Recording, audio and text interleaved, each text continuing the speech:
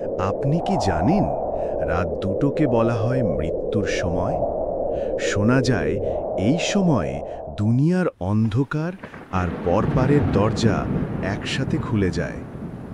আজ আমি যে গল্পটা শোনাবো সেটা শুধু একটা গল্প নয়, বরং সেই ভয়ঙ্কর সত্যি যা একবার শুনতে শুরু করলে আপনি আর থামতে পারবেন না। আপনি যদি সত্যি সাহসী হন তাহলে শেষ পর্যন্ত শুনুন, কারণ এই গল্পের নাম রাত দুটো। চলুন শুরু করি। শুনছেন তো? ভালো করে দরজা জানালা বন্ধ করে বসুন, কারণ আজকের গল্প শুরু হচ্ছে এমন এক সময় থেকে যে সময়কে মানুষ বলে মৃত্যুর ঘণ্টা। সেই রাত বৃষ্টি হচ্ছিল না, বাতাসও না, তবুও গ্রামের চারপাশ যেন এক অদ্ভুত নীরবতায় জমেছিল। ঘড়ির কাঁটা এগোচ্ছে ধীরে ধীরে, আর তারপর টিক টিক টিক, ঠিক রাত 2টে বাজতেই একটা শব্দ কানে এলো। হালকা কিন্তু স্পষ্ট। মনে হচ্ছিল দূরের কোনো ভাঙা কুঁড়েঘরের ভেতর থেকে আসছে। রাশেদ নামের একটা ছেলে শহর থেকে এসেছে গ্রামে। আজই প্রথম রাত, মামার বাড়িতে থাকবে। কিন্তু ওর ঘুম আসছিল না। ঘরে আলো নেবানো, চারপাশে শুধু অন্ধকার, জানালার ফাঁক দিয়ে রাতের আকাশ দেখা যাচ্ছে। চাঁদ নেই, শুধু কালো মেঘ ভেসে যাচ্ছে ধীরে ধীরে। রাশেদ হঠাৎ শুনল ঠক ঠক ঠক, কেউ যেন ধীরে ধীরে দরজায় ঠক ঠক করছে। তার বুকের ভেতর কেঁপে উঠল। এমন গভীর রাতে কে আসতে পারে? সে তো আর শহরে নেই। এখানে চারপাশ শুধু ধান ক্ষেত, গাছপালা আর নির্জনতা। সে ফিস করে ডাকল, কে কে ওখানে? কোনো উত্তর নেই, শুধু আবার ঠক ঠক ঠক। এবার একটু জোরে। রাশেদ উঠে দাঁড়ালো। তার গলা শুকিয়ে গেছে। পা ধীরে ধীরে দরজার দিকে বাড়াতে লাগল। বাইরে একদম নিস্তব্ধতা, শুধু ঘড়ির কাঁটা বাজছে টিক টিক টিক। দরজার কাছে এসে হাত রাখল। হাত কাঁপছে, বুক ধরফর করছে। সে সাহস করে দরজা খুলতেই ফাঁকা, কেউ নেই। কিন্তু মাটিতে ভিজে ভিজে কাদা পড়েছে। কোনো পায়ের ছাপ নেই, শুধু একটা হাতের ছাপ। ছোট্ট ভিজে হাতের ছাপ দরজার নিচে লেগে আছে। রাশেদের গলা শুকিয়ে গেল। সে জানত এই বাড়িতে কোনো শিশু নেই। তাহলে এই ভেজা হাতের ছাপ এলো কোথা থেকে? ঠিক তখনই সে শুনল হু হু হু হু হু হু, একটা শিশুর হালকা হাসির শব্দ দূরে কোথাও থেকে ভেসে আসছে। রাশেদ জমে গেল জায়গাতেই। তারপর ধীরে ধীরে ঘুরে তাকাতেই জানালার বাইরে কেউ দাঁড়িয়ে আছে। পলকে বিদ্যুৎ চমকালো, আর 1 সেকেন্ডের জন্য সে স্পষ্ট দেখল একটা শিশুর ছায়া। চোখ দুটো একেবারে লাল জ্বলছে, মুখে অদ্ভুত হাসি, আর তার সাথে সাথেই সব অন্ধকার। রাশেদ দরজার সামনে দাঁড়িয়ে আছে। তার বুক ধরফর করছে, শ্বাস নিতে কষ্ট হচ্ছে। জানালার বাইরে যাকে দেখেছিল, সেই শিশুর ছায়া, চোখে লাল আলো, মুখে অদ্ভুত হাসি। সে কি সত্যি ছিল নাকি কেবল কল্পনা? রাশেদ সাহস করে আবার জানালার দিকে তাকালো। ফাঁকা, শুধু কালো রাত আর গাছের পাতায় হালকা হাওয়া। কিন্তু হঠাৎ ঠাস, পেছনের ঘরের দরজা জোরে বন্ধ হয়ে গেল। সে লাফ দিয়ে ঘুরে দাঁড়ালো। ঘরের ভেতর আরেকটা দরজা, সেটা একেবারে তালা মারা থাকার কথা। কিন্তু এখন দরজাটা ধীরে ধীরে কক কক কক করে খুলছে।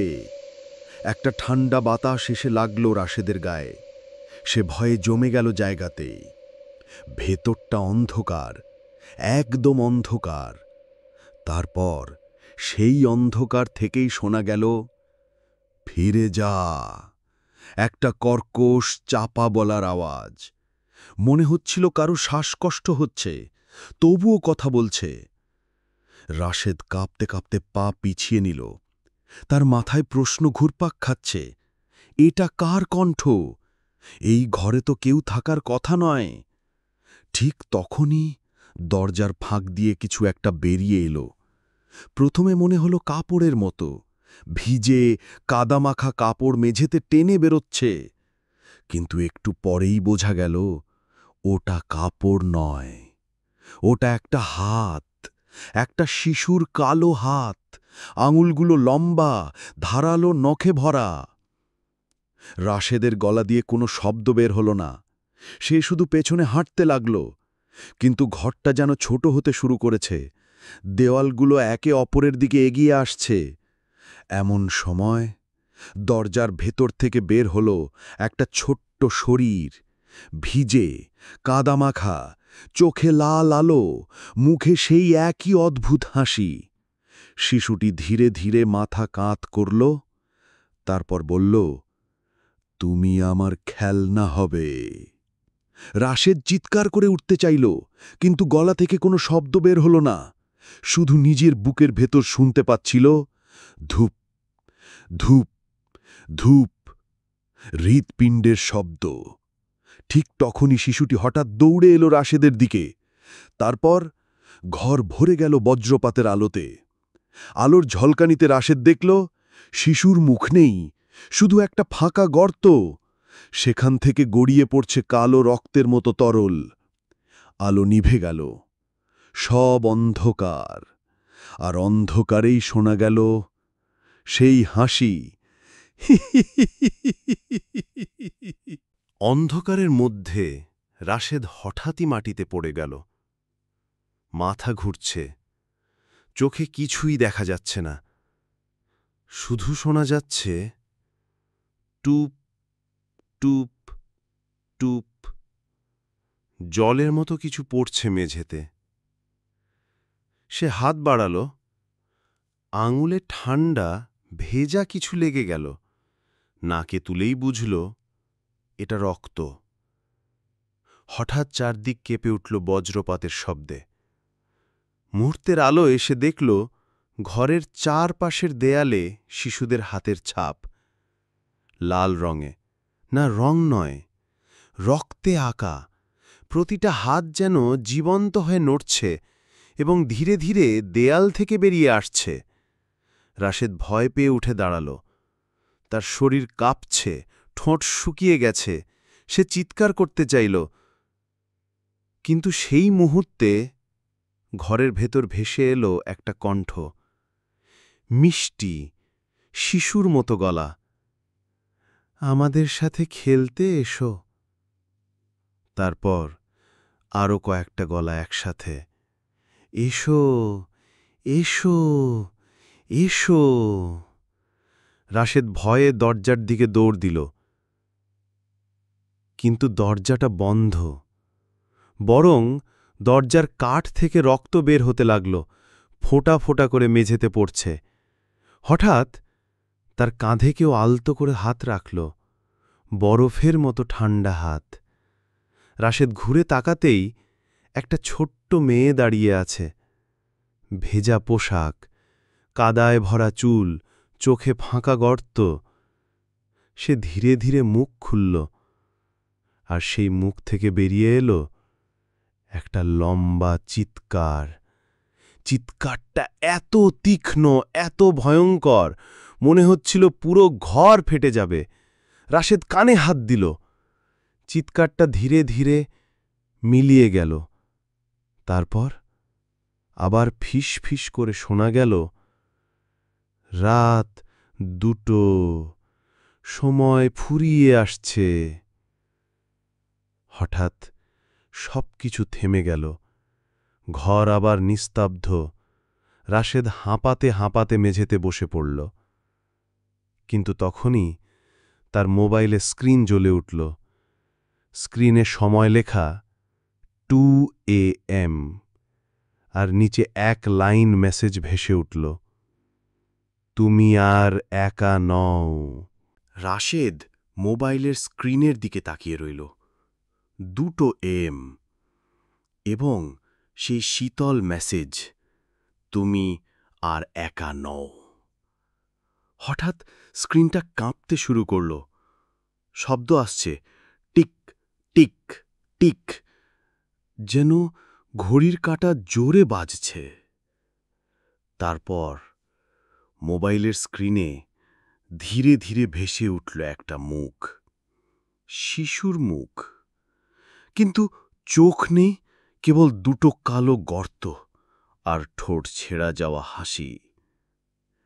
রাশেদ ভয়ে মোবাইল ফেলে দিল মেঝেতে, কিন্তু স্ক্রিনটা তখনও জ্বলছে, আর সেই মুখটা বলল, আমাদের সময় হয়ে গেছে। ঠিক তখনই ঘরের বাতি হঠাৎ জ্বলে উঠল। আলোয় রাশেদ দেখল ঘরের প্রতিটা কোণে দাঁড়িয়ে আছে শিশুর ছায়া, 10 জন, 12 জন, হয়তো আরও।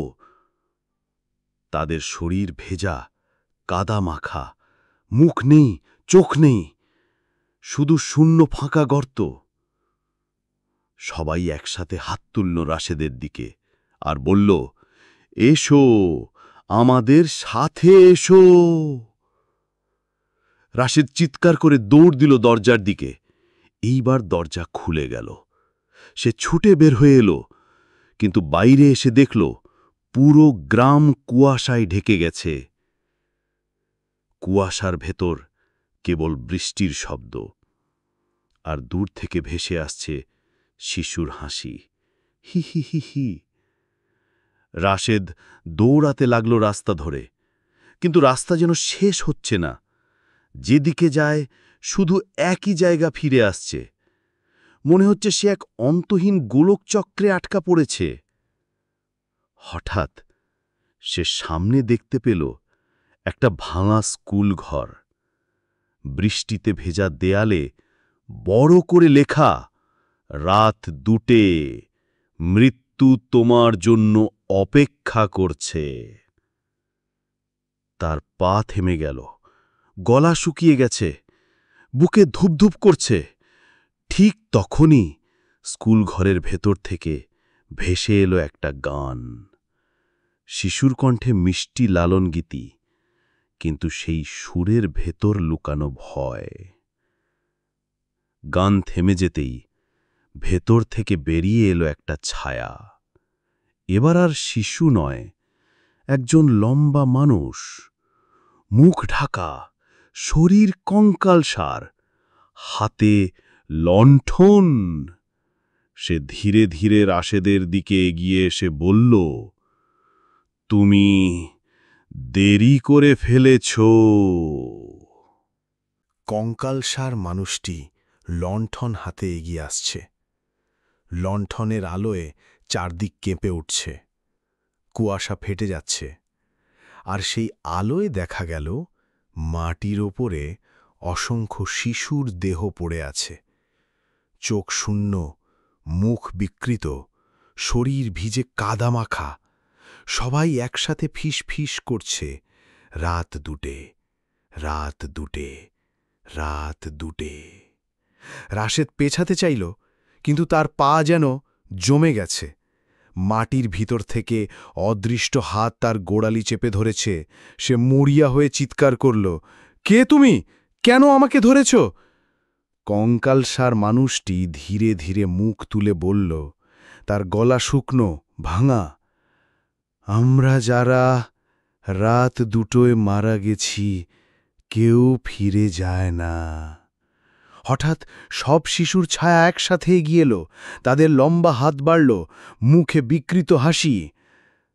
তুমিও আমাদের একজন।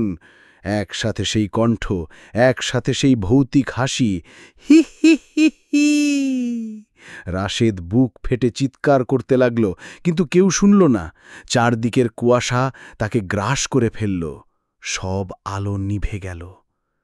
তারপর হঠাৎ সব থেমে গেল, শুধু শোনা গেল মোবাইলের অ্যালার্ম, টি টি টি টি। রাশেদ হঠাৎ চোখ মেলে দেখল সে নিজের ঘরে শুয়ে আছে, বিছানায়, নিরাপদে। সে হাঁপাতে হাঁপাতে বুঝতে চেষ্টা করল, সবটা কি তবে একটা দুঃস্বপ্ন ছিল? সে মোবাইল হাতে নিল, স্ক্রিনে সময় লেখা 2 AM। কিন্তু এবার স্ক্রিনে একটা লাইন ভেসে উঠল, এখন তুমি আমাদের। বাতি নিভে গেল, ঘর অন্ধকার, আর সেই অন্ধকারে শোনা গেল শিশুদের সম্মিলিত ফিসফিসানি, রাত দুটে, রাত দুটে, রাত দুটে।